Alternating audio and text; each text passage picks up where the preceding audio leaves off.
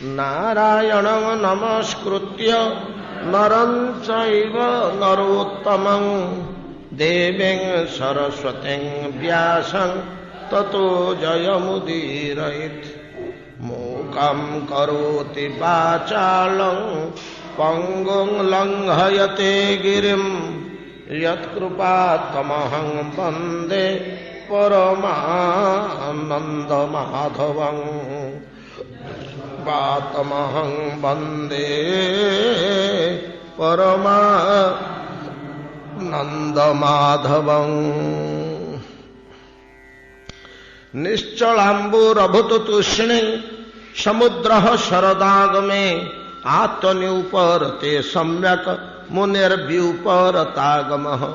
केदारेभ्योस्त्वापगृह्णन् कर्षकः दृढसेतुभिः यथा प्राणैः सर्वत ज्ञानं तन्निरोधेन योगिनः। शरदर्कान् सुजानस्तापान् भूतानाम् उडुपो अहरत् देहाभिमानजं बोधो मुकुन्दो व्रजजोषिताम्। खम अशुभत निर्मेघम शरत विमल तारकम सत्वजगतम यथा चित्तं शब्द ब्रह्मार्थ दर्शनम। अखंड मंडलो व्योमने रराजोडु गणैः शशि यथा जदुपति कृष्णो वृष्णि चक्रावृतो भुवि। सुत गोस्वामी कहते मुनिगण भगवान अवतीर्ण हुअन्ति मर्त्य मनुष्य तुल्य लीला करन्ति। तद्रूप अवतार कृष्णावतार पूर्णावतार कृष्णावतार। चतुष्पार्श्वरे विशाल जादव वाहिनी परिवेष्टित। सेमानंक भितरे ज्योतिष्क तुल्य महान महान क्षत्रिय गण शक्राजित कृतवर्मा सात्यकी शांब प्रद्युम्न अनिरुद्धादि गद सारण प्रभृति विशेष विशेष योद्धागण विश्व विजयी गण स्व स्व दर्परे चतुर्दिगरे विराजित थांती। मध्य देश शोभा पाऊँ कोटि ब्रह्मांडनाथ साक्षात भगवान श्री कृष्ण दिव्य ज्योति दिव्य प्रभा विकिरण पूर्वक ए द्वारका नगरी दृश्य। उग्रसेन राजसभा वृद्ध उग्रसेन प्रचुर भगवत कृपा लाभ करी सिंहासन रे विराजमान करिसेंती। कृष्ण बलराम जहाँ चरण रे प्रणति जणे आसन रे बसुछंती। हे राजा आपणकर सर्वकुशल तो आमे आपणकर सहायक अच्छु। ए प्रकार भाषा कहते भगवान रक्षा करछंती उग्रसेन को। ये भलिया भाग्यवान टीए से राजसभा भितर भगवान कृष्णंकर श्रीमूर्ति जहाँ एकादश स्कंदर प्रारंभ रे सुखद गोस्वामी कहले स्वमूर्त्या लोकलावण्य निर्मुक्त्या लोकलावण्य निर्मुक्त्या स्वमूर्त्या लोकलावण्य निर्मुक्त्या। ये जगत रे जेते जेते शोभा सौष्ठव सौंदर्य मनोहरता रही आम मानकर मन चित्त मोहि निए विचित्र दृश्य समूह ए सौंदर्य ए शोभा पृथ्वी रे प्राकृतिक जगत रे वृक्षलता समुद्र कानन गिरी प्रांतर प्रभृति रे ए शोभा कोठू आसला ये शोभा ये बोली ही जाइए प्रकृति देहर जो बोली ही जाइए शोभा विपुल पद्म पुष्करिणी शोभा सूर्यास्त कालन गिरिकूटर शोभा नहीं कि ये जो विचित्र शोभा संहार पृथ्वी पाई मर्त्य पाई एटा कौटू आसला किया को रंजुची चित्रकर तुली जेपरी परदा को रंजुची नहीं कि चित्रकर तुली परदा टे पड़ी से चित्र आंकुची ଏମିତି ଚିତ୍ରକରର ତୁଳିରୁ ଏ ଶୋଭା ବାହାରୁଛି, ପରଦା ଉପରେ ଛାଇ ହେଇଯାଉଛି, ଆଙ୍କି ହେଇଯାଉଛି। ତଦ୍ରୂପ ବିଶ୍ୱରେ ବିସ୍ତାରିତ ଅଙ୍କିତ ଏଇ ଶୋଭା କୋଉଠୁ ଆସିଲା? ସ୍ୱମୂର୍ତ୍ତିଆ ଲୋକ ଲାବଣ୍ୟ ନିର୍ମୁକ୍ତିଆ ନିର୍ମୁକ୍ତ ଭଗବାନଙ୍କ ଶ୍ରେୟଙ୍ଗରୁ ଏ ଶୋଭା ଗୁଡାକ ବିଚ୍ଛୁରିତ ହେଇ ବାହାରେ ବିଶ୍ୱରେ ଚତୁର୍ଦିଗରେ ଆରୋପିତ ହେଇଯାଉଛି। ବିଶ୍ୱର ଯେତେକ ଶୋଭା, ସୌଷ୍ଠବ, ସୌନ୍ଦର୍ଯ୍ୟ, ମନୋମୁଗ୍ଧକର ଦୃଶ୍ୟ, ଏ ଦୃଶ୍ୟାବଳୀ, ଏ ସୌନ୍ଦର୍ଯ୍ୟ ଭଗବାନ ଶ୍ରୀକୃଷ୍ଣଙ୍କ ଶ୍ରୀମୂର୍ତ୍ତିରୁ ବିଚ୍ଛୁରିତ ହେଉଛି, ବାହାରୁଛି। ସମଗ୍ର ବିଶ୍ୱକୁ ରଞ୍ଜି ଦେଇ ନିଜ ଅଙ୍ଗରୁ, ମୂର୍ତ୍ତିରୁ, ଦେହରୁ ଜାତ ହେଉଥିବା ସୌନ୍ଦର୍ଯ୍ୟ ଚତୁର୍ଦିଗରେ ବୋଳି ଦେଇ ପ୍ରକୃତିର ବିଭିନ୍ନ ଅଙ୍ଗରେ ଭଗବାନ ମଝିରେ ବିରାଜମାନ କରିଛନ୍ତି। କିପରି? ଉଗ୍ରସେନର ସଭାସଦ ଭିତରେ କିପରି ବସିଛନ୍ତି? ସମସ୍ତଙ୍କ ଭିତରେ ଯେଉଁ ଶକ୍ତି ଦେଖାଯାଉଛି, ସାତ୍ୱିକ କୃତମ ପ୍ରଭୃତି, ବିଶ୍ୱ ଜୟ କରିବା ପାଇଁ ସେମାନେ ଖାତିର କରୁନାହାନ୍ତି। ସମଗ୍ର ବିଶ୍ୱ ଗୋଟିଏ ପଟେ, ମୁଁ ଏକା ଗୋଟିଏ ପଟେ, ଅନାୟାସରେ ମୁଁ ଜୟ କରିପାରିବି ବୋଲି ଦର୍ପ ବହନ କରିଛନ୍ତି। ସେ ତେଜ ତାଙ୍କ ଭିତରକୁ କୋଉଠୁ ଆସିଲା?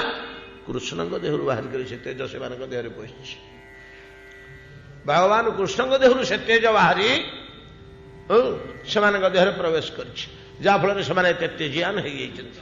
ଏ ଶରତ କାଳରେ ଆମର ପ୍ରିୟତମ ଆକାଶଟି ଠିକ୍ ସେଇଭଳିଆ ଶୋଭା ଧାରଣ କରିଛି। ମଧ୍ୟଭାଗରେ ଅଖଣ୍ଡ ମଣ୍ଡଳୁ ଚନ୍ଦ୍ର ରରାଜ ବିରାଜମାନ କରୁଛି। ଅଖଣ୍ଡ ମଣ୍ଡଳ ବାନ ଚନ୍ଦ୍ରମା, ପୂର୍ଣ୍ଣଚନ୍ଦ୍ର, ତାର ଚତୁଷ୍ପାର୍ଶ୍ୱରେ ଅଗଣିତ ଜ୍ୟୋତିଷ୍କ ତାରକାରାଜି ଶୋଭା ପାଉଛନ୍ତି। ଯେପରି ବୁଶ୍ରୀ ସଭା ଭିତରେ ଭଗବାନ କୃଷ୍ଣ କାହିଁକି ବସିଥିଲେ? ଏମାନେ କିଏ, କ'ଣ? କାଲି ପ୍ରସଙ୍ଗ କ୍ରମେ ଆମେ ଆଲୋଚନା କରିଛେ। ମଧ୍ୟେ ମଧ୍ୟେ ଭଗବାନ ମର୍ତ୍ତ୍ୟରେ ଅବତୀର୍ଣ୍ଣ ହୁଅନ୍ତି। ପଚାରିଲେ କହନ୍ତି, କାହିଁକି ଆସିଲ ହେ ପ୍ରଭୁ? ଯେମିତି ପଚାରିଲେ କିଏ ସେ? ଆମର ମା କୌଶଲ୍ୟା ପଚାରିଲେ, ବୈକୁଣ୍ଠ ବୈଭବ ସୁଖ ପରିହାୟ ବତ୍ସ। ଏ ଶ୍ଲୋକଟି ବଡ଼ ଭଲ ଲାଗେ ମତେ।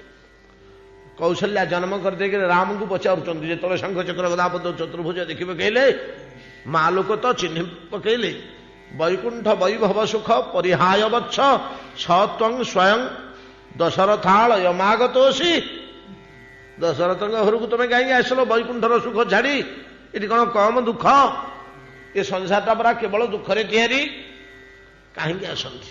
ଭଗବାନ କହିଲେ ବୋଲିକି, ମୁଁ ଅର୍ଜୁନ, ମୁଁ ଧର୍ମ ସ୍ଥାପନ କରିବାକୁ ଆସିଛି। ଧର୍ମରେ ଗ୍ଲାନି ବୋଳି ହେଇଗଲା ଯେ ତାକୁ ସଫା କରିବାକୁ ଆସିଛି। ସେ ଧର୍ମକୁ ଉପାଡ଼ି ଫିଙ୍ଗିଦେବି, ଆଉ ଗୋଟେ ନୂଆ ଧର୍ମ ସ୍ଥାପନ କରିବି। ଏଇଟା ଗ୍ଲାନି ଛାଡ଼ିବନି, ପିଇ ଯାଇଛି ଭିତରକୁ। ତେଣୁ ଗୋଟେ ନୂଆ ଧର୍ମ ସ୍ଥାପନ କରିଦେଇକରି ଯାଇକି ଧର୍ମ ସଂସ୍ଥାପନାର୍ଥାୟ ସମ୍ଭବାମି ଯୁଗେ ଯୁଗେ। ନାରଦକୁ ସେ କହିଲେ, ମିଛ କହିଲେ ଭଗବାନ, ତମକୁ ଲୁଚେଇଲେ ହଉ, ଠିକ୍ କରି କହିଲେନି ଅର୍ଜୁନ। ଅର୍ଜୁନ, ତୁମ ମାଧ୍ୟମରେ ଯେ ବିଶ୍ୱକୁ ବାଣୀ ପ୍ରଦାନ କଲେ, ଏ ଉଦ୍ଘୋଷଣ ଭଗବାନଙ୍କର ମହାମିଥ୍ୟା। ସେଇଥିପାଇଁ ଆସନ୍ତୁନି, ଧର୍ମ ସ୍ଥାପନ କରିବାକୁ ଆସନ୍ତୁନି। କାହିଁକି ନା ସେଇଠି ଥାଇକରି ଯଦି ସେ କହନ୍ତେ ଯେ ଏଇ ଧର୍ମଟା ଉପୁଡ଼ି ଯାଉ, ଆଉ ଗୋଟେ ନୂଆ ଧର୍ମ ସ୍ଥାପିତ ହେଇଯାଉ, ନାଇଁ କି, ସତ୍ୟ ସଂକଳ୍ପ ଭଗବାନଙ୍କର ବାଣୀ ଅନୁସାରେ ଆପେ ଆପେ ହେଇଯାନ୍ତା। ତାକୁ ଆସିକିରି କରିବା ଦରକାର ନାହିଁ। ଆମେ ଏଇଠୁ ଟେଲିଫୋନରେ କହିଲେ ଯୋଉ କାମଟା ହେଇଯାଉଛି ଦିଲ୍ଲୀରେ, ସେଥିପାଇଁ ଦୌଡ଼ିବା କି ଏତେ ଖର୍ଚ୍ଚ ଆଉ ସମୟ ନଷ୍ଟ କରିକିରି? ଯୋଉ କାମଟି ଆମେ ଜାଣିବା, ସେଟା ଫୋନରେ କହିଦେଲେ ପୁଅ ଅଛି ସେଠି, ସେ କାର୍ଯ୍ୟଟା କରିଦେବ।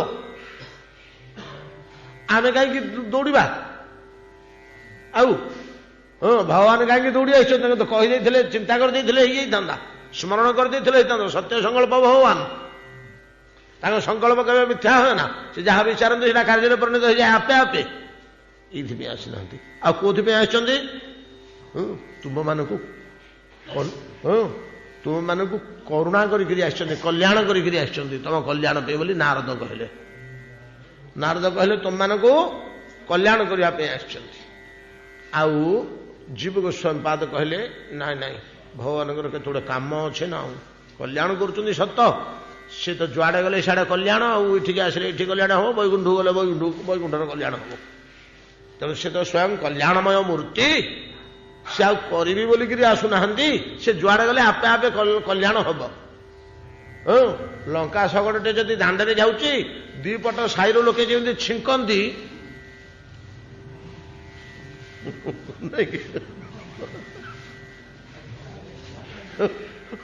ବଡ଼ବାଜିଙ୍କ କଥା ବଡ଼ବାଜିଙ୍କ କଥା ହୋଇରେ ଲଙ୍କା ଶଗଡ଼ଟେ ଦାଣ୍ଡରେ ଗଲେ ଦିପଟେ ଥିବା ଘର ଭିତରେ ଯିଏ ସବୁ ଲୋକମାନେ ଅଛନ୍ତି, କିଏ ରୋଷେଇ କରୁଛି, କିଏ ଶୋଇଛି, କିଏ ସେ ଅନ୍ୟ କ'ଣ କାମ କରୁଛି, କିଏ ସେ ତାସ ପଶା ଖେଳୁଛି, ସମସ୍ତେ ଛିଙ୍କିବାକୁ ଆରମ୍ଭ କଲେ। କ'ଣ ହଉଛି କିଏ ଜାଣୁନାହାନ୍ତି। କିଏ କାହିଁକି ଦିପଟେ ଲୋକେ ସାଇଆକ ଲୋକ ଛିଙ୍କୁଛନ୍ତି। ଗୋଟେ ଲଙ୍କା ଟ୍ରକଟେ ଗଲା ଯେ ଦାଣ୍ଡରେ ଦିପଟେ ଛିଙ୍କୁଛନ୍ତି। ଯେପରି ସ୍ୱଭାବ, ଏପରି ଭଗବାନ ଯୁଆଡ଼େ ଯିବେ ସେ ଦିଗରେ କଲ୍ୟାଣ ହେଇ ହେଇଯିବ, କରୁଣା ବର୍ଷି ବର୍ଷି ଯିବ। ଏଟା କିଛି ବଡ଼ କଥା ନୁହେଁ।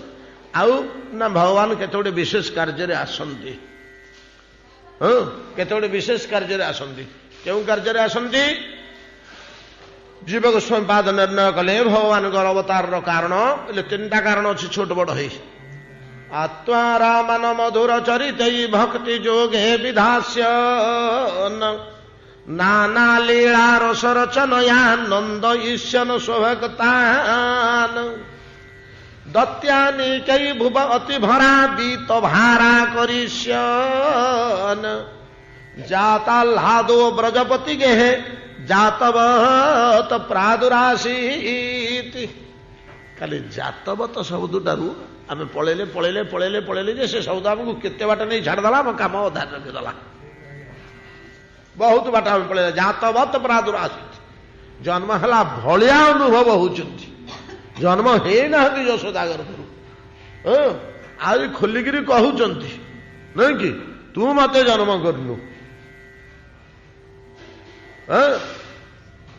ମୋ ସୌ କହତ ମୋଲକ ଲୋନ ଯଶୋମତୀ କବତୁ ହି ଜିଆୟ। ତତେ କେବେ ଜନ୍ମ କଲାରେ? ମତେ ଭାଇ ଏମିତି କହୁଛି। ଯାହା ହଉ ଜାତବତ ଛାଡ଼ନ୍ତୁ, ଆଉ ସେ ଶବ୍ଦକୁ ଧରିବାନି। ଏଟାକୁ ସବୁ ଭାବଯୁକ୍ତ ଶବ୍ଦ, ନାନା ପ୍ରକାରର ଭାବାର୍ଥ ଭାବ ତରଙ୍ଗ ତା ଦେହରୁ ସୃଷ୍ଟି ହବ। କାହିଁକି ଭଗବାନ ଅବତୀର୍ଣ୍ଣ ହୁଅନ୍ତି? ପ୍ରଥମ ପଏଣ୍ଟ ଦେଖେଇଲେ ଆତ୍ମା ରାମାନ ମଧୁର ଚରିତେର ଭକ୍ତି ଯୋଗେ ନିଧାସ୍ୟନ। ଆମେ ପୂର୍ବରୁ ଆଲୋଚନା କରିଛେ ଜ୍ଞାନ ଯୋଗ, ରାଜଯୋଗ, ଭକ୍ତି ଯୋଗ, ନାନା ପ୍ରକାରର ଯୋଗ ରହିଛି ଭଗବାନଙ୍କୁ ଉପଲବ୍ଧି କରିବା ନିମନ୍ତେ। ତନ୍ମଧ୍ୟରେ ଯୋଉ ଜ୍ଞାନ ଯୋଗ ବୋଲି ଜିନିଷଟି ରହିଛି, ବହୁନାଂ ଜନ୍ମନାମ ଅନ୍ତେ ଜ୍ଞାନବାନ ମାଙ୍ଗ ପ୍ରପଦ୍ୟତେ ବାସୁଦେବମ୍ ସର୍ବମ୍ ଇତି ସମାହାତ୍ମା ସୁଦୁର୍ଲଭ। ହେ ଅର୍ଜୁନ, ନହି ଜ୍ଞାନେନ ସଦୃଶ ପବିତ୍ରମ୍ ଇହ ବିଦ୍ୟତେ ତତ୍ପରଃ ସଂଯତେନ୍ଦ୍ରିୟଃ ଜ୍ଞାନ ଲବ୍ଧ୍ୱା ପରାଶାନ୍ତି ଅଚିରେଣାଧିଗଚ୍ଛତି। ଜ୍ଞାନ ସମ୍ବନ୍ଧରେ ମୁଖ୍ୟ କଥା ଗୁଡ଼ିକ କହିଲେ ନାଇଁ କି? ଶ୍ରଦ୍ଧାବାନ ଲଭତେ ଜ୍ଞାନ ତତ୍ପରଃ ସଂଯତେନ୍ଦ୍ରିୟ। ବହୁତ ଜନ୍ମ ଲାଗିଯାଏ ଜ୍ଞାନରେ ସିଦ୍ଧି ଲାଭ କରିବା ପାଇଁ। ଯେ ଜ୍ଞାନରେ ସିଦ୍ଧି ଲାଭ କରେ ଏ ଜଗତଟା ତାକୁ ବ୍ରହ୍ମମୟ ଦେଖାଯାଏ। ପ୍ରତ୍ୟେକ ପଦାର୍ଥରେ ସେ ବ୍ରହ୍ମାବଲୋକନ କରେ।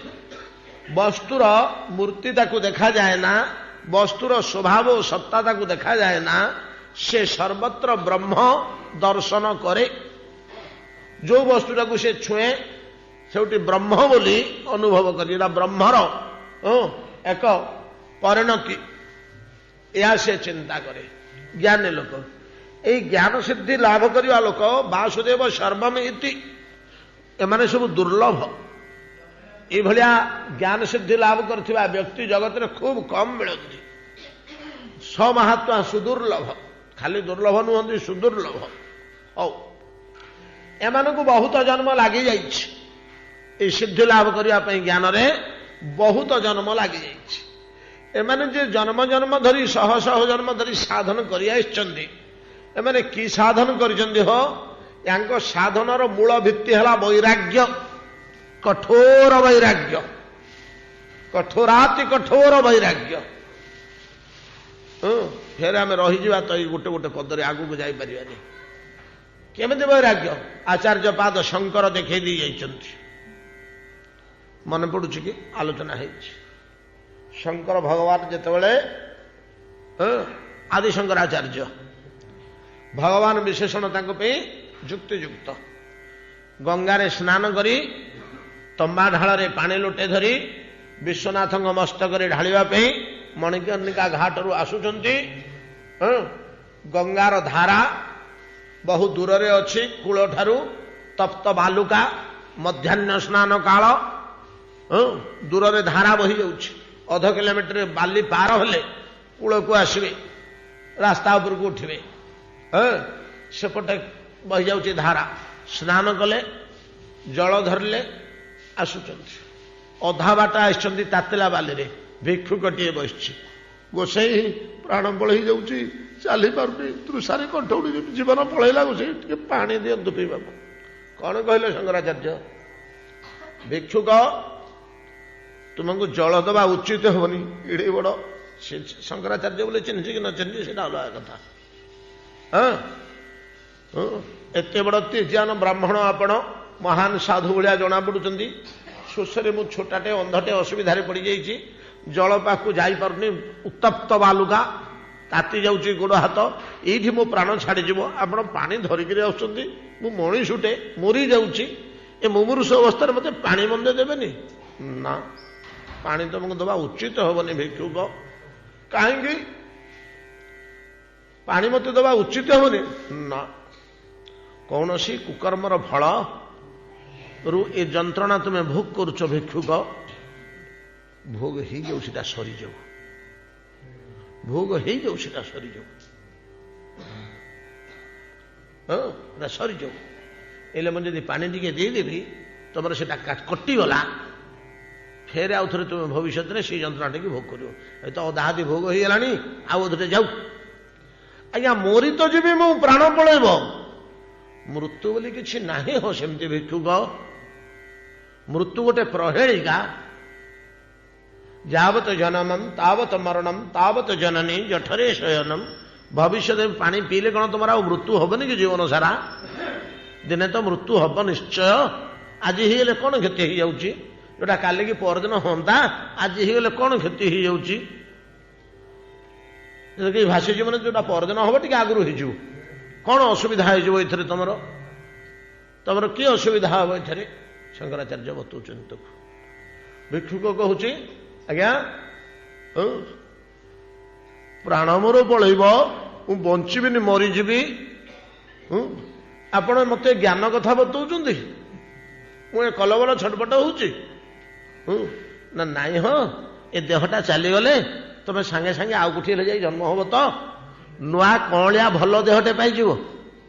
ଏ ଦଦରା ଦେହଟା ପଳଉ। ଆମେ ଯେମିତି ଭଙ୍ଗା ଛିଣ୍ଡା ବସ୍ତ୍ରଟେ ଫୋପାଡ଼ି ଦେଇ ନୂତନ ବସ୍ତ୍ରଟେ ପରିଧାନ କରୁଛେ, ସେଥିରେ ଆମେ ଆନନ୍ଦ ଲାଗୁଛି ନା? ଆଉ ସେମିତି ଏ ଦେହଟା ଫୋପାଡ଼ି ଦିଅ, ନୂଆ ଦେହଟେ ପାଇଯିବ। ମୃତ୍ୟୁ କିଛି ମନ୍ଦ ଜିନିଷ ନୁହଁ। କରିଅଛି ମରଣକୁ ଅମୃତ ସୋପାନ, ତାର ମଙ୍ଗଳ ବିଧାନ ଉପନିଷଦ କହୁଛନ୍ତି। ମୃତ୍ୟୁଟାକୁ ତମେ କାହିଁ ଭୟ କରୁଛ? ସେମିତି କିଛି ବଡ଼ ଜିନିଷ ନୁହଁ। ଭୟ କଲେ କଣ ସେ ଦୂରେଇ ଯିବ? ହବନି, ତମ ଦିନେ ତ ଭୋଗ କରିବାକୁ ହବ। ଆଜ୍ଞା, ସେ ସବୁ ଜ୍ଞାନ କଥା ଛାଡ଼ନ୍ତୁ। ମୋର ଯୋଉ କଲବଲ ହଉଛି ଏବେ, ଯନ୍ତ୍ରଣା। ତିନିଟା ପ୍ରଶ୍ନ ସେ ତିନିଟା ଉତ୍ତର ତାକୁ ଦେଇଛନ୍ତି ଶଙ୍କରାଚାର୍ଯ୍ୟ।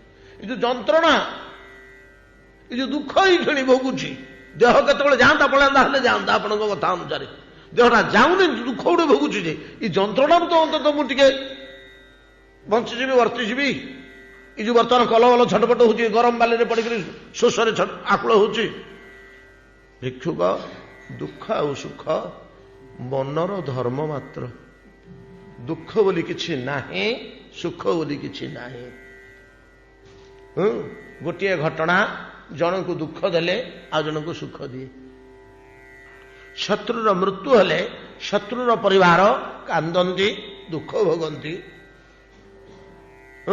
କିନ୍ତୁ ଏ ଲୋକର ପରିବାର, ତା ଅନ୍ୟ ପରିବାର ଖୁସି ହୁଅନ୍ତି, ଆନନ୍ଦ ହୁଅନ୍ତି। ଯାହା ଆଜି ଶତ୍ରୁଟା ଥିଲା ଜୀବନ ସାରା, ଆଜି ଗଲା। ତାହେଲେ ଦୁଃଖର ସୁଖର ସ୍ୱରୂପ କଣ? ଗୋଟିଏ ଘଟଣା ଘଟିଲେ ଯଦି ଜଣେ ଦୁଃଖୀ ହଉଛି ଆଉ ଜଣେ ସୁଖୀ ହଉଛି, ସେଟା ସୁଖ ନା ଦୁଃଖ?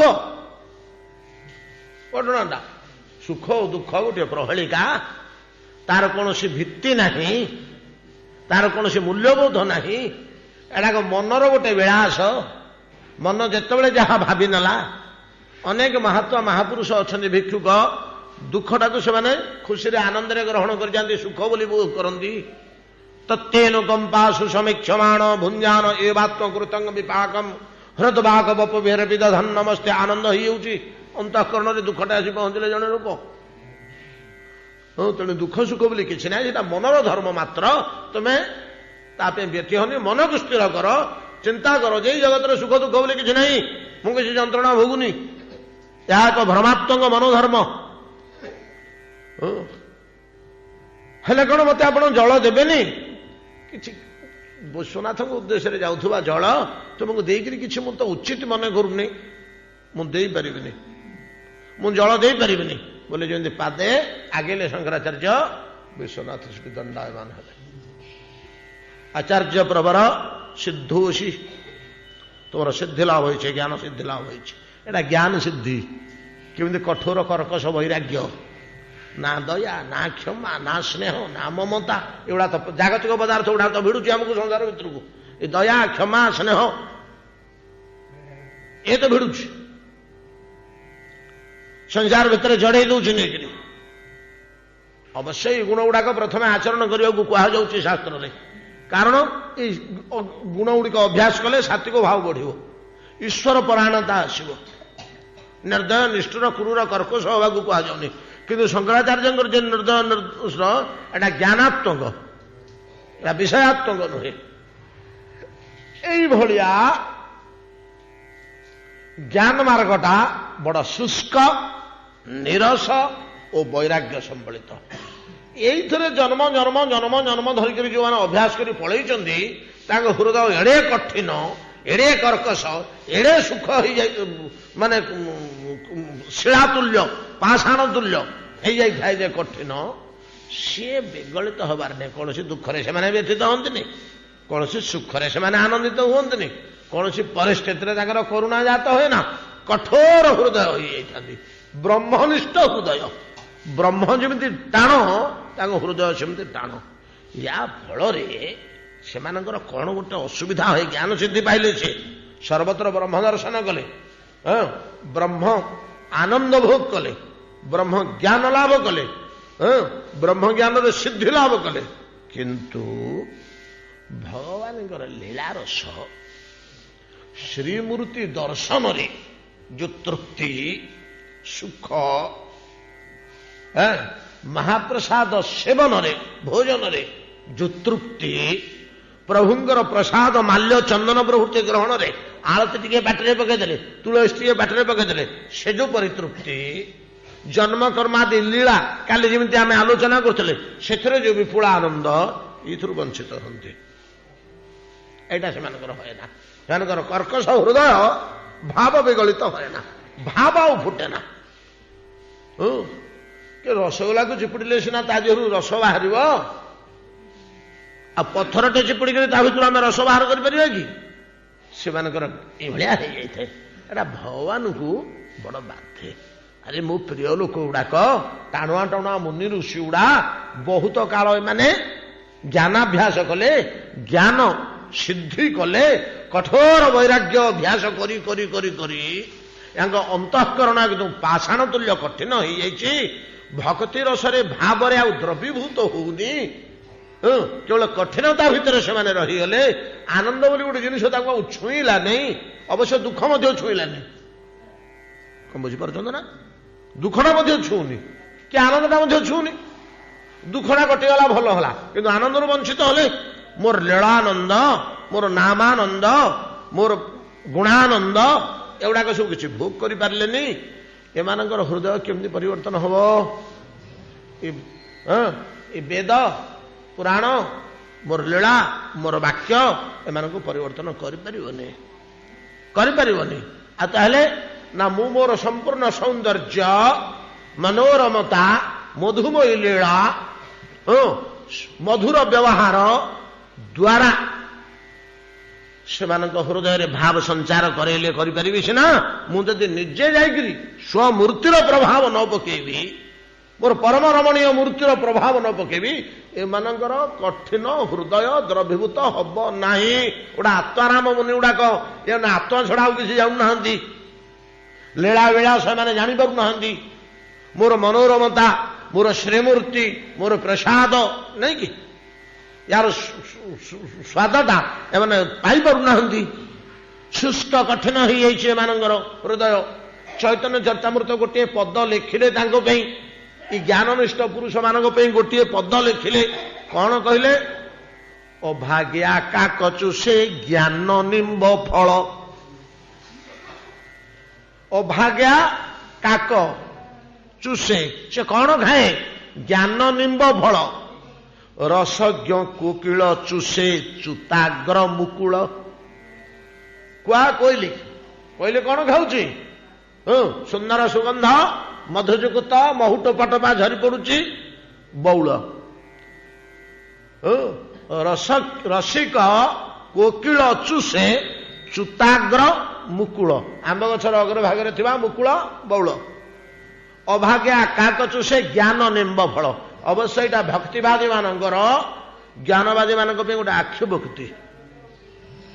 ସତ, ଏଟା ଆକ୍ଷେପୋକ୍ତି। ଆକ୍ଷେପଟା ଭଲ ନାହିଁ, ତଥାପି ଅତି ସାମ୍ପ୍ରଦାୟିକ ଭାବରେ ଆକ୍ଷେପ ଆସିଯାଏ ଆକ୍ଷେପ। ଯାହା ହଉ,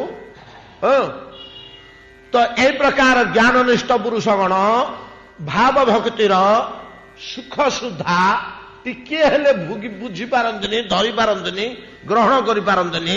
ତେଣୁ କରୁଣାମୟ ଭଗବାନ ନିଜର ଶ୍ରୀମୂର୍ତ୍ତି, ନିଜର ମଧୁମୟୀ ଲୀଳା ତାଙ୍କ ସାମନାରେ ଖୋଲି ଦେଇ ସେମାନଙ୍କ ହୃଦୟକୁ ଦ୍ରବୀଭୂତ କରି ଜ୍ଞାନରୁ ଭକ୍ତି ସ୍ତରକୁ ଉନ୍ନୀତ କରିବା ପାଇଁ ଏ ମର୍ତ୍ତ୍ୟକୁ ଆସନ୍ତି। ଆତ୍ମାରାମାନ ମଧୁର ଚରିତେଇ, ମଧୁର ଚରିତ ଦ୍ୱାରା ଆତ୍ମାରାମ ମୁନିମାନଙ୍କୁ ଆତ୍ମାରାମାନ ମଧୁର ଚରିତେଇ ଭକ୍ତି ଯୋଗେ ନିଧାସ୍ୟ। ଜ୍ଞାନ ଯୋଗରୁ ଭକ୍ତି ଯୋଗକୁ ଉନ୍ନୀତ କରିବା ପାଇଁ ଯେଉଁ ଆତ୍ମାରାମ ମୁନିଗଣ ଭକ୍ତି ଯୋଗର ମୂଲ୍ୟ ବୁଝିପାରୁନାହାନ୍ତି, ଭକ୍ତି ଯୋଗକୁ ଲୋଭ କରି ଆସିପାରୁନାହାନ୍ତି, ଜ୍ଞାନରେ ହିଁ ରହିଯାଉଛନ୍ତି, ସେଇମାନଙ୍କୁ ଟିକେ ତେଜେଇ ଦେଇକରି ଜ୍ଞାନ ମାର୍ଗକୁ ନେଇ ଭକ୍ତି ମାର୍ଗକୁ ନେଇ ଆସିବା ପାଇଁ ଭଗବାନ ଅବତୀର୍ଣ୍ଣ ହୁଅନ୍ତି। ଗୋଟିଏ କାରଣ ନିର୍ଣ୍ଣୟ କଲେ, ଆତ୍ମାରାମାନ ମଧୁର ଚରିତେ ଭକ୍ତି ଯୋଗେ ନିଧାସ୍ୟନ୍। ଦ୍ୱିତୀୟ କାରଣ କଣ ନିର୍ଣ୍ଣୟ କଲେ? ନାନା ଲୀଳା ରସ ରଚନୟା ନନ୍ଦ ଈଶ୍ୱନ ସ୍ୱ ଭକ୍ତାନ୍। ଏଟା କଲା ଜ୍ଞାନ ଯୋଗ। ଆଉ ଗୋଟେ ଭକ୍ତି ଯୋଗ ବୋଲି ଅଛି। ସେ ଭକ୍ତି ଯୋଗର ଲକ୍ଷଣଟା କୋଉଠୁ ଆରମ୍ଭ ହେଇଛି? ଭକ୍ତି ଯୋଗଟା ଆରମ୍ଭ କୋଉଠୁ? ପ୍ରକୃତରେ ତାର ବେଶ କଣ, ଫାଉଣ୍ଡେସନ କଣ? ଜ୍ଞାନର ଯେମିତି ଫାଉଣ୍ଡେସନ ହେଲା ବୈରାଗ୍ୟ, ବିନା ବୈରାଗ୍ୟରେ ଜ୍ଞାନ ହବନି। ବିନା ବୈରାଗ୍ୟରେ ଜ୍ଞାନ ହବନି। ସେମିତିକା ଭକ୍ତି ଯୋଗର ଫାଉଣ୍ଡେସନ, ମୂଳ ଭିତ୍ତି ହେଲା ନିଷ୍କାମ କର୍ମାନୁଷ୍ଠାନ, ନିଷ୍କାମ କର୍ମ ଯୋଗ। ଏଟା ହଉଛି ଭକ୍ତି ଯୋଗର ମୂଳ ଭିତ୍ତି। ଏଇଠୁ ହିଁ ଏ ସୁଦୃଢ ଭିତ୍ତିଭୂମି ଉପରେ ଭାବ ତରଙ୍ଗ, ପ୍ରେମ ତରଙ୍ଗ ଉଠି ଉଠି ଉଠି ବହୁତ ଉପରକୁ ପଳେଇବ। ବୈରାଗ୍ୟର ଆବଶ୍ୟକତା ସବୁଥିରେ ଅଛି। ବୈରାଗ୍ୟର ସବୁଥିରେ ଆବଶ୍ୟକତା ଅଛି। ଏଠି ବୈରାଗ୍ୟ ସହ ଅନୁରାଗ ଅଛି। ବୈରାଗ ଅନୁରାଗ, କୋଉଥିରେ ବୈରାଗ୍ୟ କୋଉଥିରେ ଅନୁରାଗ। ଭକ୍ତି ମାର୍ଗରେ ବୈରାଗ୍ୟ ଫେଙ୍ଗା ହେଇଯିବନି, କିନ୍ତୁ ବୈରାଗ୍ୟ ସହ କେତେକ ବୈରାଗ୍ୟ ସହ କେତେକ ଅନୁରାଗ। ପ୍ରସାଦରେ ଅନୁରାଗ, ଶ୍ରୀମୂର୍ତ୍ତିରେ ଅନୁରାଗ, ଶ୍ରୀମୂର୍ତ୍ତିର ଲୀଳା କଥାରେ ଅନୁରାଗ, ପ୍ରସାଦ ସେବନରେ ଅନୁରାଗ। ଉଦ୍ଧବ କହିଲେ ପରା, ତବ ନିର୍ମାଲ୍ୟ ସ୍ରଗନ୍ଧ ବାସାଳଙ୍କାର ଚର୍ଚ୍ଚିତା ପ୍ରସାଦ ଭୋଜନ ଦାସା ତବ ମାୟା ଜୟା ମୋହେ। ଗୋଟେ ବିଚିତ୍ର ବାକ୍ୟ ଭାଗବତର। ହେଲେ ଫୁଲ ପିନ୍ଧିବା, ଚନ୍ଦନ ଲଗେଇବା, ପତ୍ର ଲଗେଇବା, ପାଟ ପିନ୍ଧିବା ସବୁଗୁଡ଼ା ପ୍ରସାଦ। କ୍ଷୀରି ପୁରୀ ମାଲପୁଆ ଖାଇବା, ଏଇଟା ବୈରାଗ୍ୟ ଲକ୍ଷଣ ନୁହଁ। ଏଇଟା ବୈରାଗ୍ୟ ଲକ୍ଷଣ ନୁହଁ। ବୈରାଗ୍ୟ ଲକ୍ଷଣ ଭକ୍ତି ମାର୍ଗରେ ଅଛି। କେମିତି ବୈରାଗ୍ୟ ଲକ୍ଷଣ ଅଛି? ମାଗିଆ ଯଚିଆ କର ଉଦର ପୂରଣ, ନିର୍ଜନ ବସିଆ କର ନାମ ସଂକୀର୍ତ୍ତନ। ବୈରାଗ୍ୟର ଗନ୍ଧ ରହିଛି। ତା ସହିତ ଅନୁରାଗ ମଧ୍ୟ ଅଛି। ମାଗିଆ ଯାଚିଆ କର ଉଦର ପୂରଣ, ମାଗି ଯାଚିକରି ଯାହା ରୁଟି ଫୁଟି ଖଣ୍ଡେ ମିଳିଲା ସେଥିରେ ସନ୍ତୁଷ୍ଟ ହୋଇଯାଅ, ଚଳେଇ ଦିଅ, ନିରନ୍ତର ନାମ ଜପ କର। ମାଗିବାକୁ ଗଲା ବେଳକୁ ଜଣେ ଲୋକ କହିଲା, ଆଜି ଆମର ନନ୍ଦୋତ୍ସବ, ବସ ବସ ଗୋସାଇ ମହାପ୍ରଭୁ, ଆଉ ଖାଇବାକୁ ପିଇବାକୁ ବସ, ଏଠି ବସ, ଟିକେ ବସ, ମୁଁ ଆଣି ଦଉଛି। ଆଣି କ୍ଷୀରି ପୁରୀ ମାଲପୁଆ ଭର୍ତ୍ତି କରିଦେଲା। ପ୍ରସାଦ ତୁଳସୀ ବିମଣ୍ଡିତ ହେଇଛି, ଦିବ୍ୟ ଗନ୍ଧ ବାହାରୁଛି, କୃଷ୍ଣ ନୈବେଦ୍ୟ ଆଣି ଥୋଇଦେଲା। ସେଥିରେ ତାର ଅନୁରାଗ ବଢିଗଲା। ଆଉ କଣ? ଯଦିଓ ଜୀବନାଗ ତାର ଅନୁରାଗ ଅଛି, କିନ୍ତୁ ଶୁଷ୍କ ଜ୍ଞାନ ମାର୍ଗୀ ହେଲେ ଯେ ମୁଁ ଯୋଉଟା ଛୁଇଁବିନି, ଏଗୁଡା ଖାଇଲେ ମୋର ଇନ୍ଦ୍ରିୟ ବିକାର ବଢିଯିବ, ଜ୍ଞାନ ମାର୍ଗ ଯୋଉ ବାଟଟା ଯାହା ଯୋଉ ବାଟଟା ଯେମିତିକା ତିଆରି ହେଇଛି ସେଥିରେ କୁହାଯାଇଛି। ସେଇ ଭକ୍ତି ଯୋଗରେ ଭଗବାନ କହିଲେନି କି ଚୈତନ୍ୟ ମହାପ୍ରଭୁ କହିଲେନି କି ରଘୁନାଥ ଗୋସ୍ୱାମୀ କି ଏ ରଘୁନାଥ ସ୍ଥିର ହୋ ରଘୁନାଥ ନା ହୋ ଚଞ୍ଚଳ ধীরে ধীরে পায় জীব ভব সিন্ধু কূল। ভালো না খাইবে আর ভালো না পরিবে এ লালসাটা রক্ষণে, কিন্তু ଦେଖିଦେଲେ ମିଳିଗଲେ ଓହୋ ସୌଭାଗ୍ୟ ବୋଲି ଗ୍ରହଣ କରିବା ଭକ୍ତି ଜାଗାର ଭକ୍ତି ଯୋଗର ଲକ୍ଷଣ। ପ୍ରସାଦ କୃପା କରି ମିଳିଯାଉଛି, ଅପୂର୍ବ ପ୍ରସାଦ ମିଳିଲା। ଏମିତିକା ବହୁତ ବିଚାର ରହୁଛି। ଆମେ ତ ସର୍ଟକଟରେ କହିକରି ପଳଉଛେ। ରହିତ ଯିବା ଏଇଠି ସିଆ କହୁଛି ପରା, ଆଉ ଆଗେଇ ପାରିବାନି। ଏମିତି ରହିଛୁ ବିଚାର କରି ବସିଲେ, କାହିଁକିନା ବିଚାର ବହୁତ। ଆମେ ଉଚ୍ଚ ସ୍ତରର କଥା ଆଲୋଚନା କରୁଛେ। ଯାହା ହଉ ଏତାଦୃଶ ଭକ୍ତି ଯୋଗ ବୋଲି ଗୋଟିଏ ଅଛି। ଏ ଭକ୍ତି ଯୋଗର ଏ ଯୋଉ ନିଷ୍କାମ କର୍ମ ଯୋଗଟା ହେଲା, ନିଷ୍କାମ କେଉଁ ଏଇଟା ତ ସ୍ୱୟଂ ବୈରାଗ୍ୟଟା। କର୍ମ କରୁଛି ଫଳ ଚାହୁଁନି ବୋଲି ବୈରାଗ୍ୟ ପଡୁଥିବ, ତ ଫଳର ବୈରାଗ୍ୟ ହେଇଗଲା ନାଇଁ କି? ଏଇଠୁ ହିଁ ବୈରାଗ୍ୟ ଆରମ୍ଭ ହେଲାଣି। ତେଣୁ ବୈରାଗ୍ୟର ଆଭାସ ଏଥିରେ ଅଛି, ନାହିଁ ବୋଲି କହିଲେ, କିନ୍ତୁ କଠୋର ବୈରାଗ୍ୟ ଏଥିରେ ନାହିଁ। ନା ମୁଁ କେବେ ହେଲେ କ୍ଷୀରି ଖାଇବିନି ଏଇଟା ନାହିଁ। ଠାକୁରଙ୍କ ପାଖରେ ଯୋଉ ଭୋଗ ଲାଗିଛି ଅପୂର୍ବ ପାୟସ ଖାଇଲା ପେଟ ଭର୍ତ୍ତିକିରି ତୃପ୍ତି ସହକାରେ, ସେଟା କୁକ୍ରିୟା କରିବନି ବୋଲି ତାର ବିଶ୍ୱାସ। ଏଟା ପ୍ରସାଦଟା, ୟାର ଦ୍ରବ୍ୟ ଗୁଣଟା ନଷ୍ଟ ହୋଇ ଭାଗବତ ଗୁଣ ତା ଭିତରେ ବସିଯାଇଛି। ମହାପ୍ରସାଦର ଆମର କଣ ହଉଛି? ଆମର ମହାପ୍ରସାଦଟା ଚିନ୍ମୟ ଅବସ୍ଥା ପ୍ରାପ୍ତ ହଉଛି ବୋଲି ହାଡି ଛୁଇଁଲେ ମାରା ହଉନି ତ। କୁକୁରସ୍ୟ ମୁଖାତ ଭ୍ରଷ୍ଟ ଯଦି ପତତି ଭୂତଳେ, କୁକୁର ଛେଲୁଆଟା ଧରି ପଳଉଛି, ତା ଦେହରୁ ମହାପ୍ରସାଦ ବିନ୍ଦୁ ପଡିଯାଇଛି। ଏଟା ସ୍କନ୍ଦ ପୁରାଣ ବାକ୍ୟ ଆଜ୍ଞା। ସ୍କନ୍ଦ ପୁରାଣରେ କହୁଛନ୍ତି ବ୍ୟାସ, ଜଗନ୍ନାଥଙ୍କର ମହାପ୍ରସାଦ କୁକୁରସ୍ୟ ମୁଖାତ ଭ୍ରଷ୍ଟ। ଅଭଡ଼ା ବୋଳି ହେଇଥିବା ଛେଲୁଆଟେ ଧରିକିରି ପଳଉଛି କୁକୁର, ତା ମୁହଁରୁ ଖସି ପଡ଼ିଲା ଯୋଡ଼େ ବିନ୍ଦୁ, ଯୋଡ଼େ ଦାନା। ଦିବ୍ୟ କୁଳୀନ ବ୍ରାହ୍ମଣ ତାକୁ ଗୋଟେଇକିରି ଭକ୍ଷଣ କରିପାରିବ, ତାର ସେଥିରେ କିଛି କ୍ଷତି ହବ ନାହିଁ। ବ୍ରାହ୍ମଣସ୍ୟ ଚ ଭୋକ୍ତବ୍ୟମ୍, ବ୍ରାହ୍ମଣ ତାକୁ ଗୋଟେଇକିରି ଖାଇପାରିବ, କୁକୁର ମୁହଁରୁ ଖସି ପଡୁଥିବା। ହେଲେ ତା ଦେହରେ ଦ୍ରବ୍ୟ ଦୋଷ ରହିଲା କି? ଆଉ ଦ୍ରବ୍ୟ ଗୁଣ ରହିଲାନି, ସେଟା ପ୍ରସାଦ ହେଇଗଲା। ତା ଦେହରେ ଗୋଟେ ଚିନ୍ମୟ ଭାବ ପ୍ରବେଶ କରିଗଲା। ଏଇ ଭାବରେ ଉତ୍ତମ ପଦାର୍ଥ ଭୋଜନ କରିପାରନ୍ତି ଭକ୍ତଗଣ, କିନ୍ତୁ ଜ୍ଞାନୀଗଣ ନେବେନି। ଜ୍ଞାନୀଗଣ ପାୟସ ଗୁଡାକ ଇନ୍ଦ୍ରିୟ ଚଞ୍ଚଳ କରିବ, ମିଠା ପଡିଛି, ଖାଣ୍ଟି କ୍ଷୀର, ଏଟା ଖାଇବାକୁ ହବନି। ମତେ ଶୁଖିଲା ରୁଟି ଦିଟା ଦିଅ। ଏ ହଉଛି ଭକ୍ତି ଆଉ ଜ୍ଞାନ ମାର୍ଗର ବୈଶିଷ୍ଟ୍ୟ। ଭକ୍ତି ମାର୍ଗର ଏଟା ହଉଛି ଅଧିକ ବୈଶିଷ୍ଟ୍ୟ। ଯାହା ହଉ, ଯେତେବେଳେ ନିଷ୍କାମ କର୍ମଯୋଗ ହଉଛି ଆର ଭିତ୍ତି ନାଇଁ କି? ଏକାଦଶ ସ୍କନ୍ଧରେ କବି ପ୍ରଥମରେ ଯେତେବେଳେ ନିମି ପଚାରିଦେଲେ, ଆଜ୍ଞା ମତେ ଭାଗବତ ଧର୍ମ କହନ୍ତୁ, ପ୍ରଥମ ଶ୍ଳୋକରେ ଆରମ୍ଭ କଲେ, ଆହେ ନିମି ଭାଗବତ ଧର୍ମ 8-10ଟା ଶ୍ଳୋକରେ କହିଗଲେ।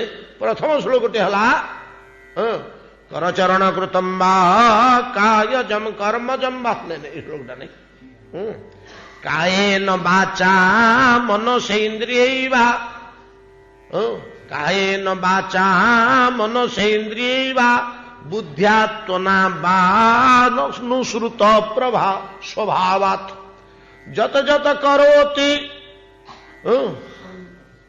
ଯତ ଯତ କରୋତି କଣ କଣ ପରସ୍ମୈ ନାରାୟଣାୟେତି ସମର୍ପୟାମି। ସମର୍ପଣ ପ୍ରଥମେ କର୍ମ ଗୁଡା, ନିଷ୍କାମ କର୍ମ ଯୋଗ ନା ଏଟା ଆଉ କଣ, ସବୁ କରୁଛି।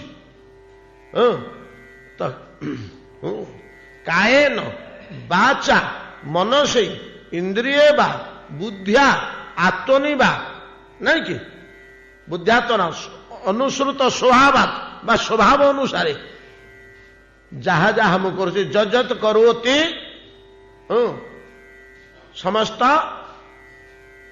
ପରସ୍ମୈ ପରମେଶ୍ୱରଙ୍କ ନିକଟରେ ନାରାୟଣ ଏତି, ଆହେ ନାରାୟଣ ଏ କର୍ମର ଫଳ ନିଅ ବୋଲି ସମର୍ପୟାମି। ସମର୍ପୟେ ତତ୍, ସେଗୁଡ଼ିକ ସମର୍ପଣ କରିଦିଏ। ଏଇଠୁ ଆରମ୍ଭ କଲେ। କାୟେନ ବାଚା ମନସେନ୍ଦ୍ରିୟ ବା ବୁଦ୍ଧ୍ୟାତ୍ମନା ବା नुसृत स्वभावात् यज्जत करोति से समस्त कर्म परस्मै परमेश्वर निकट में समर्पण करते ईठू आरंभ होला भक्ति योग तापरकू तापरकू तापरकू तापरकू बहु जिनिस रही बहु जिनिस रही एमती करी करी गले तार बेसटा जो रहिला कर्मर फल ग्रहण न करिबा नहीं कि कर्म करी तार फल ग्रहण न करिबा एटा बढ़ी बढ़ी बढ़ी बढ़ी जाइकरी ताकू परिशेष रे साधन लब्ध ऐश्वर्य विभूति जुड़ाक आसे किछि ग्रहण करे ना किछि ग्रहण करे ना जो ब्रजांगना मान कृष्ण बाध्य कले ए गोपीगण खाली दौच किछि नौन मत बड़ लाज लगुच तुमे दौथुब मु खाऊथि मुदिन किछि टिके हेले देबिनी लाजर कथा नुह जोड़िए संगात अच्छा गोटे धनी घर झील गोटे बोहू गोटे गरीब घर बोहू धनी घर बोहूटी प्रतिदिन तुण टिके तरकारी टिके भजा टिके खटा टिके जहाँ घरे होती तीन ठाणी थई दे जाऊँगी गरीब घर बोहू टिके लज्जा लगनी सबुदिन से दौरान ता स्वामी की से कह आज बैगण दीटा आण तो भाजिक खंडी हेले गोटे दिन हेले मुझे दिए ददाति प्रतिगृह्णाति गुह्यम पृच्छति आख्राति भुंक्ते भोजयते चैव षड्विधो प्रेम लक्षण ये हूँ दी जन भितर प्रेम थिबार यहाँ हूँ लक्षण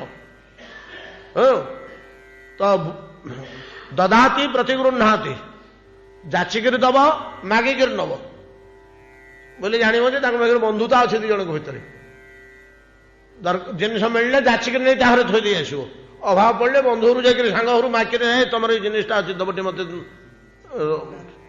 ददाति प्रतिगृह्णाति गुह्यम पृच्छति आख्याति गोपन कथा फिटेक कह गोपन कथा पचार होता से कौन है घर को जाऊँ से घटना गुह्यम पृच्छति आख्याति कह पचारिक बुझ अन्य लोक पचारि पारे गोपन कथा बंधु नहले विशुद्ध प्रेम जदि हृदय नथिबो गुह्यम पृच्छति आख्याति भुंक्ते भोजयते चैव खाइब ता थाली भिड़ी आनिक खुआब बहु दीटा खा मु अधा खाई बस पड़ू मो पाखे भुंक्ते भोजयते चैव षड्विध प्रीति लक्षण एटा हूँ तुम मैंने खाली सब मत दौथ मुझे देविनी मत बड़ा लाज लगुच लो गोपी मैंने बोली मुह सुखेक बसिले कि अलाजुग कथा मु खाली सब नौथि आउ कि देविनी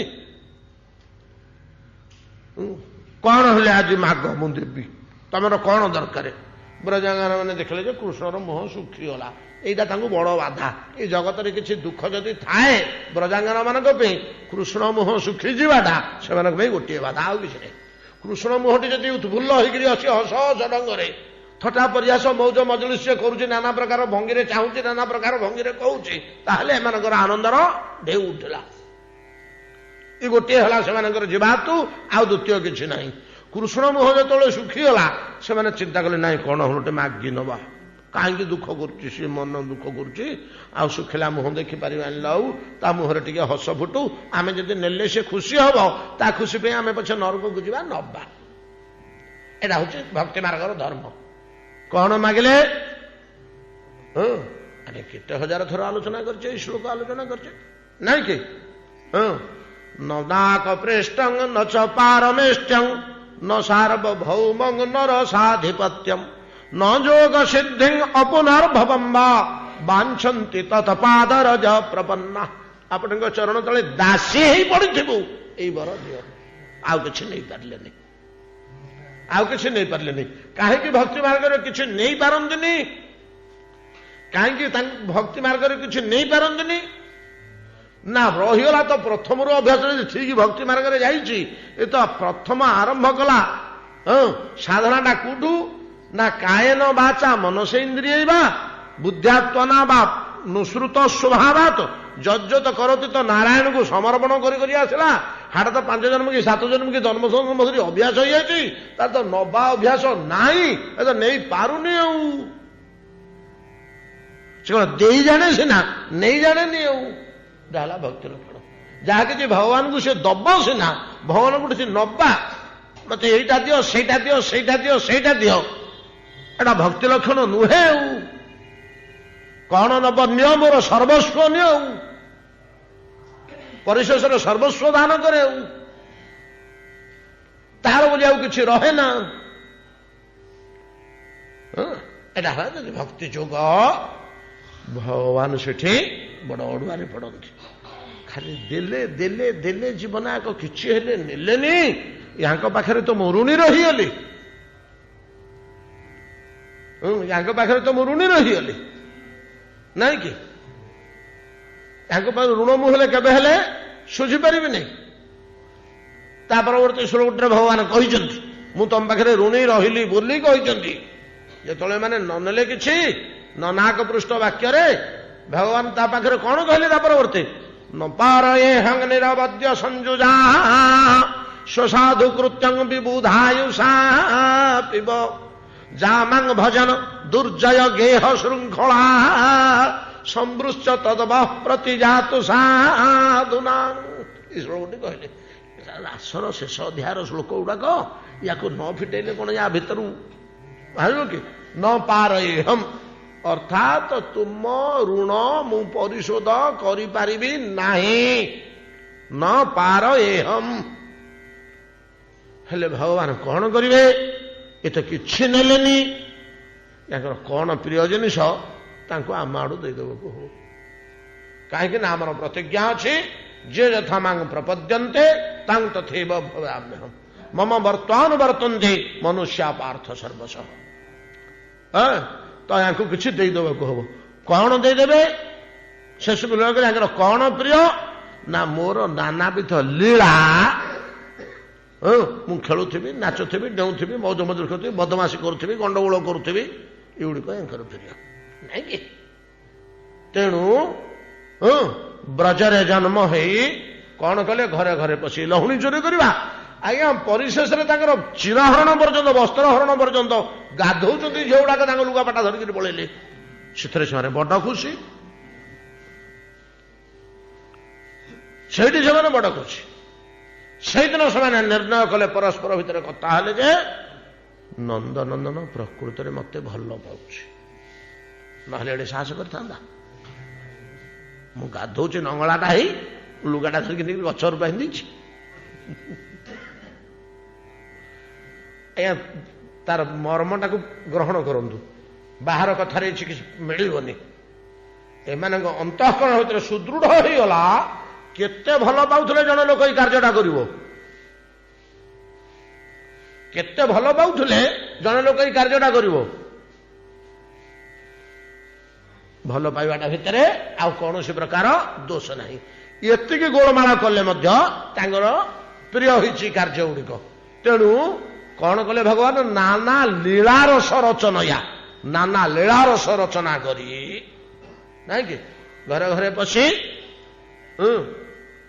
दही लहुणी खाइबा बाछुरी भिटेई दबा आउ नाना प्रकार गोलमाल करवा नहीं कि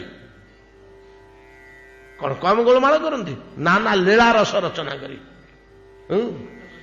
खरा दिनटा जे जोड़े द्वार ताटी कबाट बंद कर शोइछंती कृष्ण एकुटिया बसि चाहते सांग मैंने सब कुआड़े गले माँ मैंने छाड़ू ना तो एकुटिया भल लगुनि एत देखते बुढ़ीटे कबाट खोलिक आउ जनक घर को गला बुढ़ी जमी पलैला कबाट खोलिक ता घर भितर पशिला क्या घरे बुढ़ी घरे बुढ़ी घरे जाए पशिला बेलू ता बहुटा अलसईटा पेटे पखाड़ खाई खरा दिन को आराम घुंगुड़ी मारिक शोई चाहे चारिआड़ को सुंदर सकाଳେ मंथा होता लहुणी मेचे थुआई पेटुटे खाइले लहुणी देखले तो सब किसी सब कम भूली जाती पेटुटे लहुणी खाइले लहुणी खाई सारिक कौन कले ना सी मेचे जहा होता बोहूर मुहरे चारिपटे बोली बाड़ी देले तार उठ चारिपटे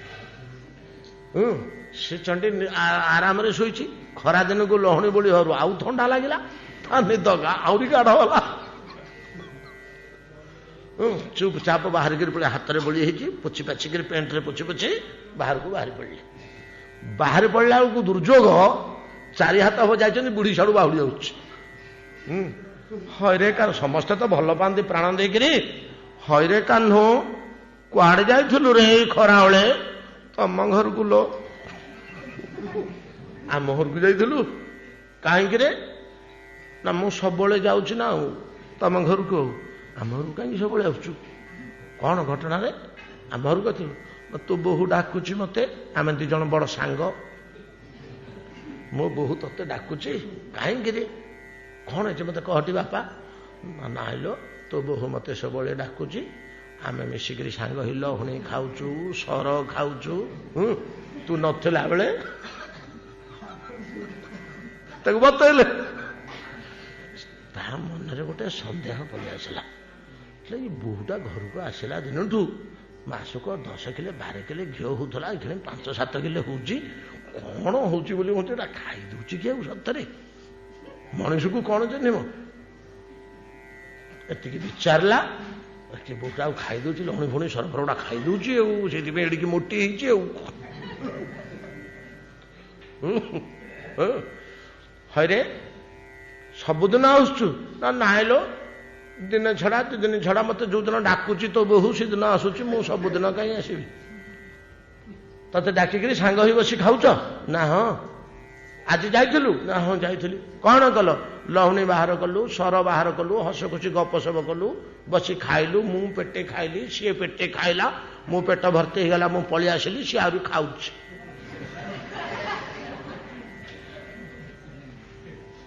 ହଉ ହଉ ଯା ଯା ତ ଘରକୁ ପଳା ସେଇଠୁ ତ ବୁଢୀ ଆଜ୍ଞା ତମ ହେଇକିରି ରାଗରେ ଗଲା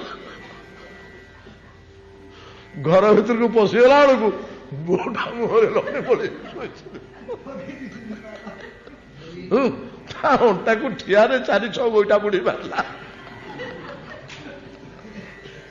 ମୁହଁ ବୁଢୀ ଝିଅ ତୋ ମା ୟା ଶିଖେଇଛି ହାଣ୍ଡି କୁଟିରେ ଖାଇବୁ ଯା ଛାଦା ଗାଳେ ଯା ନା ନା ଲୀଳା ରସ ରଚନୟା ନନ୍ଦ ଈଶ୍ୟାନ ସ୍ୱଭଗତାନ ଏଇ କଥା ଗୁଡ଼ିକ କାଳିନ୍ଦୀ କୂଳରେ ସ୍ନାନ କାଳରେ ବ୍ରଜବାଳିକା ଗଣ ବସି ପ୍ରାଣପ୍ରିୟତମ କୃଷ୍ଣର ଏ ବିଚିତ୍ର ଲୀଳା ଏ କଥା ଗୁଡ଼ିକ ପରସ୍ପର ବିଚାର କରି ସୁଖ ଭୋଗ କରନ୍ତି ସେମାନଙ୍କୁ ସୁଖୀ କରିବା ପାଇଁ ଭଗବାନ ଏହି କାର୍ଯ୍ୟ କରୁଛନ୍ତି ଆଉ ତ କୁବାଟେ ତାଙ୍କ ଋଣ ଶୁଝି ହେଲାନି ଏଇଥରେ ସେମାନେ ଆନନ୍ଦିତା ଇଏ କହୁଛି ମୋ ଘରେ ଏମିତି କଲା ସେ କହୁଛି ମୋ ଘରେ ଏମିତି କଲା ସେ କହୁଛି ମୋ ଘରେ ଏମିତି କଲା ଏଟା କହିବାରେ ଆନନ୍ଦ ଯେମିତି ପୁଅ ଘରେ ଦୁଷ୍ଟାମି କଲେ ବର୍ଷେ 1.5 ବର୍ଷର ପୁଅ ମାଙ୍କର ବଡ ଆନନ୍ଦ ଜଗିକିରି ବସିଥିବେ ଝରକା ବାଟେ ଚାହୁଁଥିବେ କେତେବେଳେ ସ୍ୱାମୀ ଆସିଲେ କହିବେ ପୁଅର ଦୁଷ୍ଟାମି ଉଭୟ ଆନନ୍ଦ ଭୋଗ କରିବେ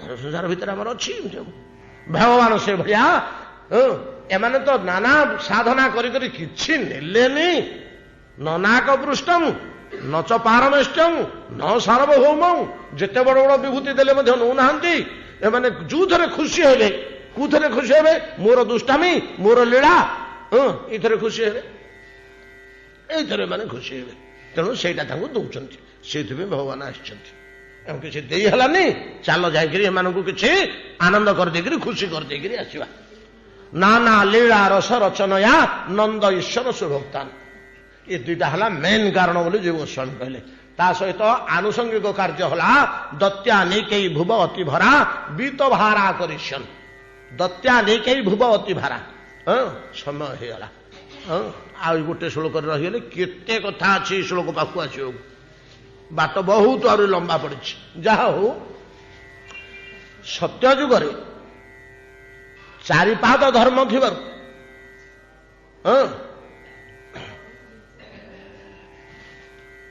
ରାକ୍ଷସ ମାନେ ମଧ୍ୟ ଧର୍ମାଚରଣ କରୁଥିଲେ 4 ପାଦ ଧର୍ମ ପ୍ରହ୍ଲାଦ ବଳି ମୟ ବଡ ବଡ ଧାର୍ମିକ ଅସୁର ମାନେ ଦେଖିବାକୁ ମିଳୁଥିଲେ ତ୍ରେତୟା ଯୁଗ ଯେମିତି ଆସିଲା ସତ୍ୟଯୁଗର ଶେଷ ବେଳକୁ ଯେତେବେଳେ ଧର୍ମ 3 ପାଦକୁ ଖସିଲା ରାକ୍ଷସ ମାନଙ୍କର ଦୁଷ୍ଟ ବୁଦ୍ଧି ବଢିଗଲା ମନୁଷ୍ୟମାନଙ୍କର ଯାହା ଯେମିତି ହେଲା ହେଲା ରାକ୍ଷସ ମାନଙ୍କର ଧର୍ମର ପ୍ରଭାବ ଯେତେବେଳେ କମିଗଲା ସେମାନଙ୍କ ଦୁଷ୍ଟ ବୁଦ୍ଧି ବଢିଲା ତ୍ରେତୟାର ପ୍ରଥମ ପାଦ ବେଳକୁ ଫାଷ୍ଟ ଫର୍ଟନାଇଟରେ ତ୍ରେତୟାର ରାକ୍ଷସ ମାନେ ଅତି ଦୁରାଚାରୀ ହେଇଗଲେ ପ୍ରଭୁ ଭଗବାନ ଶ୍ରୀରାମ ଆସିଲେ ଏକାଥରେ ସବୁତକ ଶେଷ କରିଦେଲେ ଏକାଥରେ ସବୁତକ ଶେଷ କରିଦେଲେ ଗୋଟିଏ ରାକ୍ଷସ ରହିଲେନି ଏମିତି शस्त्र प्रयोग कले नाई कि अश्वानांग न्यूत तुरंग न्यूत गजानांग न्यूत तुरंग न्यूत सार्ध पत्नीनांग शत पत्नीनांग 10 कोटयो निपतिते जातो कबंधरणे एवं कोटि कबंध नर्तन विधौ खेचाचरत खेचर तेषां कोटि के नर्तते रघुपते कोदंड घंटारब कोदंड रे 10टा घंटी लगी जेतले राम प्रखर भाव युद्ध आरंभ करदे एतिकी मल्ले गोटे घंटी बाजिब बेल नहीं आलोचना कर एतिकी राक्षस मल्ले से 10टा घंटारू गोटे घंटा कोदंडर जो 10टा घंटी ओढ़ी गोटे घंटे ढाण कर बाजिब गोटे थर जिते राम युद्ध कर 10टा घंटी अनवरत निरंतर ढाण ढाण ढाण ढाण 10टा बाजुची केते राक्षस मरुचंदी केते राक्षस मरुचंदी जो निपात करदे तो राक्षस मान भितर गोटे भारिणी बढ़ला कड़े कथा कि देवता माने आमर शत्रु हेले विष्णु तांको सहाय करुचंदी आमर कूल मूल पोछ करदे आमे जदि आमती रहा राक्षस होकर आम वंश रही आम शत्रु मानू केमी जय करा देवता मान केमी प्रतिशोध नवा बोली द्वापर जुगे कौन कले चंडाले आज्ञा क्षत्रिय मान घरे पुओ होकर जन्म हेले क्षत्रिय मान घरे पुओ होकर जन्म हेले जिते क्षत्रिय मान घरे पुओ होकर जन्म हेले से कौन है ना दुशासन दुर्योधन आ बाकी से गुड़ाक से जो सालुओ शिशुपाल रुक्वांगद रुकुम एमती सब गुड़ाक तो अलम्बुष फलम्बुष गुड़े राजकुमार गुड़ाक सब राक्षस प्रकृतिर हेले राक्षस गुड़ा तो मरुन जो मैंने राजा हेले बड़ हेले भयंकर हरला भगवान कहले माइली री चंडाली राजा हाथ में धर्म राजा हाथ में शासन प्रजा माने विकल होइजिबे गुड़ा तो अन्याय अधर्म भर्ती करदे कौन करी कृष्णावतार ग्रहण करी आसी चुप होकर बसिले महाकूटनीति प्रयोग करी समुदाय राजवंश को भारत आर्यावर्तर दी दल करदे भितर संघर्ष लगेदे से मारामारी मरीगले महाभारत युद्ध घर को जो फेरिक गले द्वारका 16,108 पत्नी समस्ते स्वागत कले 6 मास 8 मास पर घर को फेरी प्रजा मैंने कांदी कांदी कहले प्रभु आपण एत दिन रही आउ बंधु घर को जीवेनी अरे बंधु घर को न जीवे ना गले 4-6 दिन रे प्रजा गुड़ाक बाटर भागवतर वर्णना अच्छी कांदी कांदी कहले आपण आउ बंधु घर को जीवेनी जदि जी 4 दिन कि 6 दिन आप 8 मास 10 मास रही होती ना कौन करें असुविधा पड़गला रहीगली जाऊ पिता माता समस्त को दर्शन कर वसुदेव देवकी जो घर को प्रवेश कले संध्या है संध्या बेलू सबू पत्नी मैंने एकाठी होगले समस्त को डकईदे कृष्ण बसिले सबू पत्नी मैंने बसिले हस खुशी गपसप राति 3टा बाजिलानी आज्ञा गप चली से कहते गोटे श्लोक अच्छी गोटे श्लोक अच्छी भागवत भगवान कृष्ण कहते निश उपर हाथ पकईकरी गली लगेदेली सी चंडाले मरामरी ही मले मु अस्त्र छुईनी मु गोटे हेले अस्त्र छुईनी से मले एमती लगेदेली जे से मारियाड़ी ही मरीगले मु कौन युद्ध करछि किलो पत्नी माने कहले कि आपण कहीं गुड़ाक मातुंट ये सब गंडगोल क्या घर कौन हो से दूर से जाकर हस्तना घर कौन है आमको कौन पे झमेला बुझ खाने पीओ ना एमती 6 मास 8 मास लेखे पदारे रही युड़ाक अपना करेनि ना मु कौन युद्ध करछि कि ना मो ऊपर अस्त्र पड़ी ना मत किए बाड़ी बाड़ी किए पदे गाली देनी लगेदेली भितर से संघर्ष होकर मले आमर श्रीपाद टीकाकार मो प्रथम टीकाकार भागवतर टीका ये कर प्रथम टीकाकार नाई से लिखुं से श्लोकटर लिखुंट जे पुरुष मानकर स्वभाव होची निज भार्या आगे गोपन बड़ पणिया कहते मुझे एमती करदे ऐसा करेंगे तेसा करेंगे बते पदा को आसिले आउ कि पुरुष मानकर स्वभाव घर भितर निज स्त्री आगे हे बड़ पौरुष देखे हेबे ମୁଁ ଏମିତି କରିଦେଇ ପାରିବି ସେମିତି କରିଦେଇ ପାରିବି ବୋଲି। ବାହାରକୁ ପ୍ରାକ୍ଟିକାଲି ଆସିଲେ କିଛି ନାହିଁ। ଏଇଟା ଗୋଟେ ସଂସାର ସୁଖ। ସେଠି ଲେଖିଦେଇଛନ୍ତି ପଦ, ଏଟାକୁ ଲେଖିକିରି କହିଛନ୍ତି ଭଗବାନ ସଂସାର ସୁଖ ଉପଭୋଗତି। ସଂସାର ସୁଖ ଉପଭୋଗ କରୁଛନ୍ତି ସଂସାରୀ ଲୋକମାନେ। ଯେମିତି କରିଛନ୍ତି କଣ ନା ପତ୍ନୀ ମାନଙ୍କ ଆଗରେ ବଡ ବଣିଆ କହୁଛନ୍ତି। କଳିକାଳ ଯେତେବେଳେ ଆସିଲା ଆପଣ ମାନେ ଆଶ୍ଚର୍ଯ୍ୟ ହେବେ। ଇଏ ତ ଅସୁର ମାନଙ୍କର ହେଠି ବିଷ୍ଣୁ ଶିଶୁକୁ ଆମ ଭିତରେ ସଂଘର୍ଷ କରି ଆମକୁ ଆମେ ଯାଇ ବ୍ରାହ୍ମଣ ୟାଙ୍କ ଘରେ ଜନ୍ମ ହୋଇଥିଲେ, ରାଜକୁମାର ହେଇକରି ଜନ୍ମ ହୋଇଥିଲେ ରାଜା ପରିବାରରେ, ଏମିତି କରିଦେଲେ। ଶେଷକୁ କଳିକାଳରେ କଣ ହେଲା ଆଜ୍ଞା, ବ୍ରାହ୍ମଣ ଘରେ ଜନ୍ମ ହେଲେ ରାକ୍ଷସ ଗୁଡାକ। ବ୍ରାହ୍ମଣ କୁମାର ରୂପେ ଜନ୍ମ ହୋଇ ବେଦର ଅର୍ଥକୁ ବ୍ୟର୍ଥ କଲେ। ବ୍ରାହ୍ମଣ ତ ବତେଇବ ଅର୍ଥ, ଏଇଟା ଏମିତି କର, ସେଟା ସେମିତି କର, ସେଟା ସେମିତି କର, ଶ୍ରାଦ୍ଧ ଏମିତି ହବ, ତର୍ପଣ ଏମିତି ହବ, ଦେବ ଯୋଜନା ଏମିତି ହବ, ମନ୍ଦିର ପ୍ରତିଷ୍ଠା ଏମିତି ହବ, ମୂର୍ତ୍ତି ପ୍ରତିଷ୍ଠା ଏଇଭଳିଆ ହବ। ବ୍ରାହ୍ମଣ ତ ବଚେଇବେ ଶାସ୍ତ୍ରକୁ ଧରିକିରି। ସେ ଶାସ୍ତ୍ରର ପ୍ରକୃତ ଅର୍ଥ ଛାଡି ଅଧର୍ମ ରୂପକ ଅର୍ଥ ବତେଇଲେ। ମାଡ଼ିଗଲେ ସମସ୍ତେ। ବ୍ରାହ୍ମଣ ତ ବତଉଛନ୍ତି, ଗୋସାଇଁ ଯାହା ବତେଇଲେ ଆମେ ତାହା କଲୁ, ଆଉ ମାଡ଼ିଗଲେ ସମସ୍ତେ। ଭଗବାନ ବୋଲି ଚଣ୍ଡାଳେ ମହାବିପତ୍ତି କଲେ। କଣ କରିବି ବୋଲିକିରି ବୁଦ୍ଧାବତାର ହେଇକିରି ଆସି ସମୁଦାୟ ବେଦଟାକୁ ଉଠେଇ ଦେଲେ। କାହିଁକିନା ବେଦଟାକୁ ତ ଦୂଷିତ ଅର୍ଥ କରିଦେଇଛନ୍ତି ନା, ବେଦଟାକୁ ଉଠେଇ ଦେଲେ। ଶଙ୍କରାଚାର୍ଯ୍ୟ ଆସିକିରି ଆଉଥରେ ସ୍ଥାପନ କଲେ। ଯେତେବେଳେ କୃଷ୍ଣାବତାର ନେଇଥିଲେ ଭଗବାନ, କୃଷ୍ଣାବତାର ଯେତେବେଳେ ନେଇଥିଲେ ମର୍ତ୍ତ୍ୟକୁ ଆସିଲେ, ଇଏ ଅସୁର ବାହିନୀକି ନିପାତ କରିବା ପାଇଁ କି, ଯୋଉ କ୍ଷତ୍ରିୟ ଘରେ ତ ଜନ୍ମ ହୋଇଛନ୍ତି, ନିଜକୁ ଗୋଟେ ବଡ ବାହିନୀ ନିର୍ମାଣ କରିବା ପାଇଁ କି ସ୍ଥିର କଲେ। ଏମାନଙ୍କୁ ପ୍ରତିରୋଧ କରିବା ତ ରାକ୍ଷସ ଗୁଡାକ ଗୋଟେ ବାହିନୀ।